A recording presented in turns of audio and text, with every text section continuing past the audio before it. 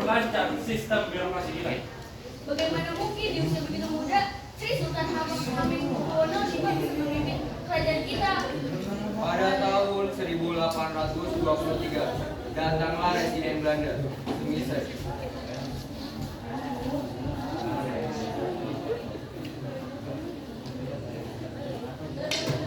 Baik, saya saja yang gantikan posisi Baginda Sri Sultan.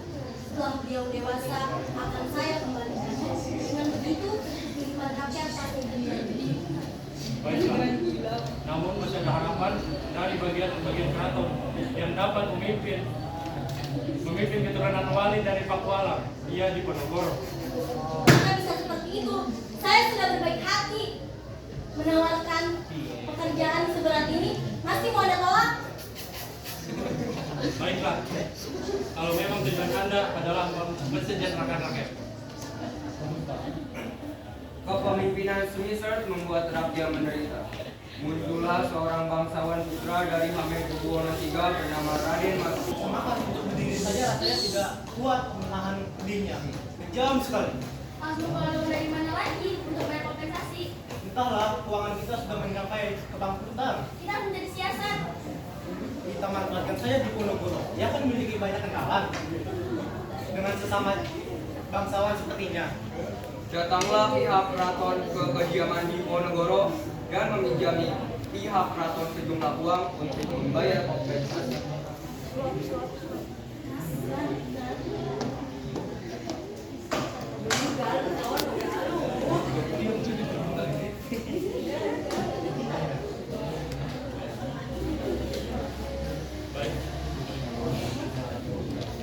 Baiklah, akan saya lakukan. Insya Allah ada jalan. Kemudian Pangeran Diponegoro meminjami uang dari Kapten Tionghoa.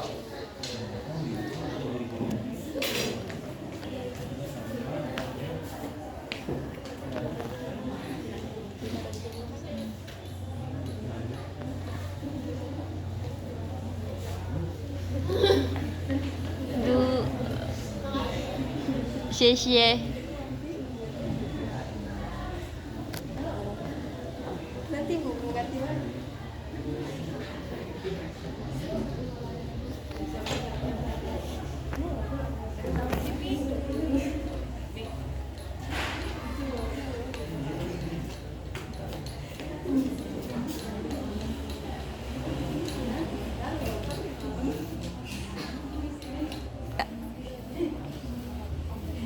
Sumisir berhasil menipu kedua wali Sultan untuk meluluskan kompensasi yang diminta oleh Nahdus atas perkebunan di Bedoyo, sehingga membuat Diponegoro memutuskan hubungannya dengan keraton.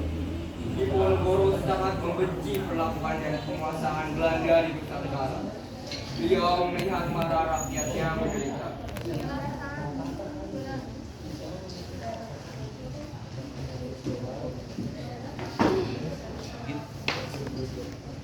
Mengapa kalian bersedia bekerja sama dengan Belanda, bahkan sampai memberikan kompensasi tanah? Kami memberikan kompensasi tersebut.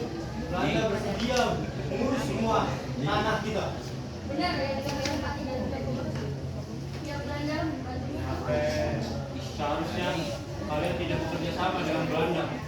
Apa yang kalian lakukan membuat rakyat kita semakin menderita, bahkan membuat bank keraton kita menjadi bangkrut karena kompensasi tanah tersebut. Tapi ini bukan bagi kita. Memangnya apa saja keuntungan yang kalian dapatkan? Banyak sekali, tetapi tidak bisa disebutkan satu persatu. Yang jelas intinya kami tetap bekerja sama dengan pihak Belanda. Setelah konflik itu terjadi, akhirnya Pangeran Diponegoro memutuskan hubungannya dengan pihak keraton dan Jalan Anyer Panarukan. Perintahkan pada semua pasukan kita agar pemasangan patok segera dilaksanakan. Siap, baik, segera saya akan. Tapi apakah sudah mendapatkan persetujuan dengan pangeran di Ponorogo? Karena pemasangan patok tersebut akan melewati pekarangan pangeran di Ponorogo. Biarkan saja, apa pedulimu padanya? Ini demi kelancaran pembangunan. Masa dong, ibunya. Ponorogo tahu Beliau memerintahkan rakyat untuk mencabuti patok-patok tersebut. Kemudian Patih Danurjo datang.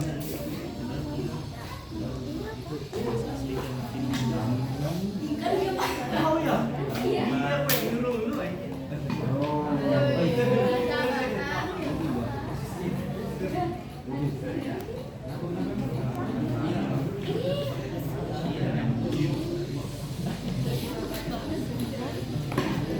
Siapa yang menyuruh kamu menyambut patok-patok tersebut?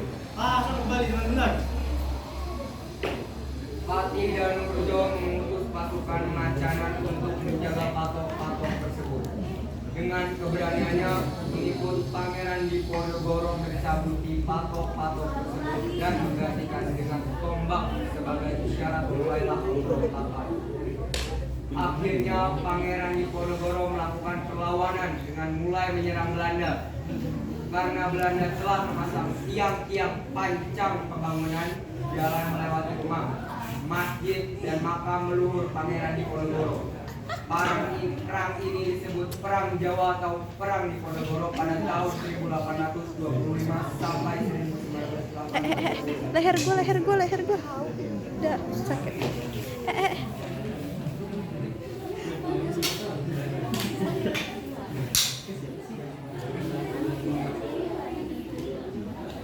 Ting. Untuk melindungi negara ini.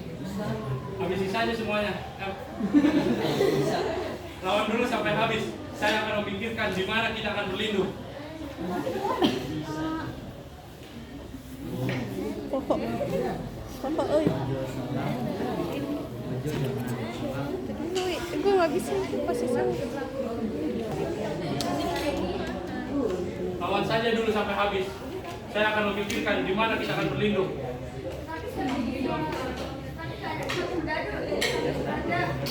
Setelah Pangeran Diponegoro mempertimbangkan, beliau telah memutuskan agar pasukannya berlindung ke arah Bukit Selar. Kemudian Pangeran Diponegoro menyusun siasat perang, merencanakan untuk menyerang Keraton Yogyakarta dengan mengisolasi pasukan Belanda. Sebagai pemimpin, Pangeran Diponegoro didampingi oleh Pangeran Mangkubumi Alibasya Senton dan Kiai Maja sebagai pengawas spiritual dalam perang ini. Perang ini semakin meluas hampir di seluruh Jawa. Karena itu, Belanda berusaha meningkatkan kekuatannya.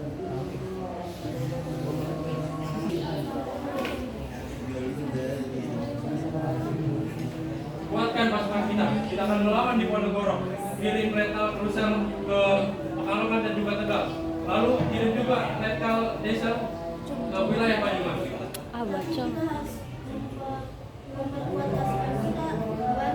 Bagaimana kalau kita meminta bantuan kepada pasukan kita yang berada di Sumatera Barat? Baiklah, lakukan saja kalau itu memang yang terbaik. Belanda mengajukan pos Alibasya Senton berhasil mengalahkan Belanda di daerah bagian barat. Dan pasukan Diponegoro pun mendapatkan kemenangan.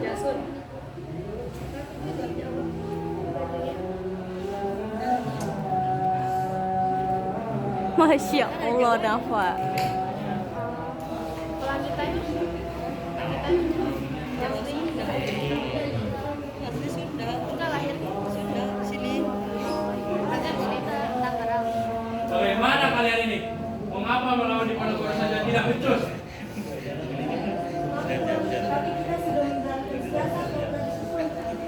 Alasan akan kubuat strategi benteng. Siga, lu mana yang kesini? Pada tahun 1827, perlawanan Diponegoro berhasil dikalahkan oleh Belanda. Para pemimpin yang membantu Diponegoro mulai banyak yang tertangkap, walaupun perlawanan rakyat masih terjadi. Serang habis pasukan Belanda, jangan sampai kita mau ditindas. Siap sudah ingin sudah kami jelaskan. Pasukan Belanda mencoba mendekat. Bagaimana ini, Tuan? Apakah kita bisa mengajak Alibasya untuk menerima ajakan kita? Apakah kita bisa meminta bantuan dari Arya Prawiro di Ningrat? Mungkin bisa. Kami akan meminta bantuan kepadanya. Setelah itu, pihak Belanda berhasil meminta bantuan Arya Prawiro.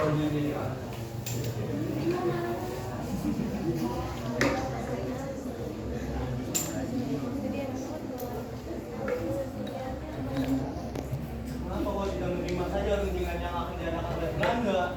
Untuk apa? Belanda itu musuh kita. Yang ku tahu, Belanda itu memberikan yang memiliki banyak keuntungan. Aldi Basyah Selko pun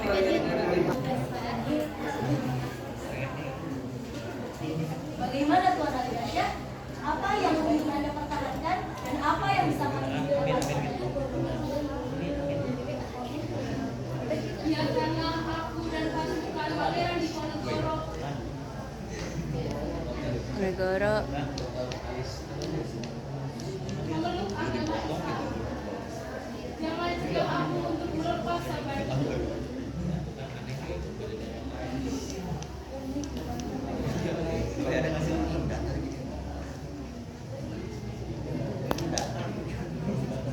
Baik, akan saya wujudkan. Tetapi setelah perjanjian ini, tanggal 24 Oktober, kalian semua harus menyerahkan diri ke ibu kota negeri Yogyakarta.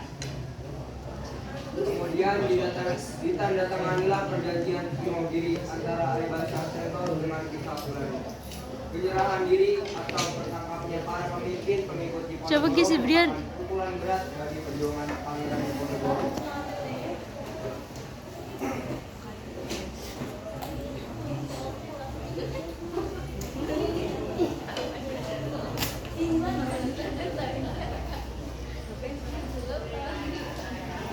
Parah.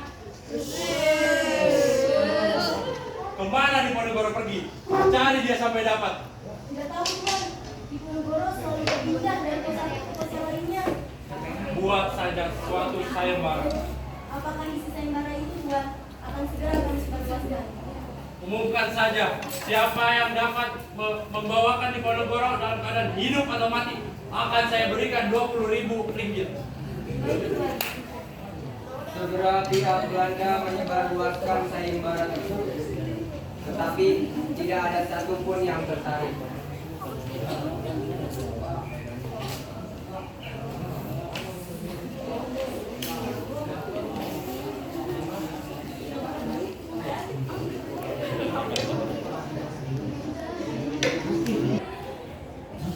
Pihak Belanda berhasil menemukan Diponegoro di daerah Gombong.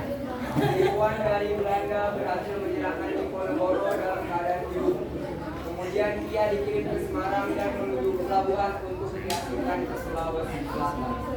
Hingga pada 8 Januari 1855, Pangeran Diponegoro meninggal di benteng Belanda yang berada di Makassar, yaitu benteng Fort Rotterdam.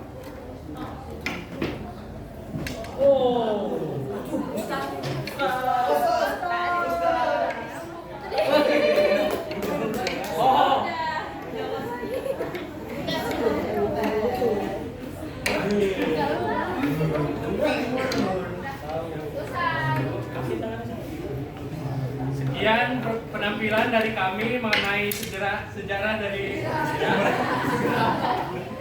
perang Diponegoro. Kami memohon maaf sebesar-besarnya apabila ada banyak kesalahan yang terjadi dalam penampilan ini. Sekian dari kami. Wassalamualaikum warahmatullahi wabarakatuh.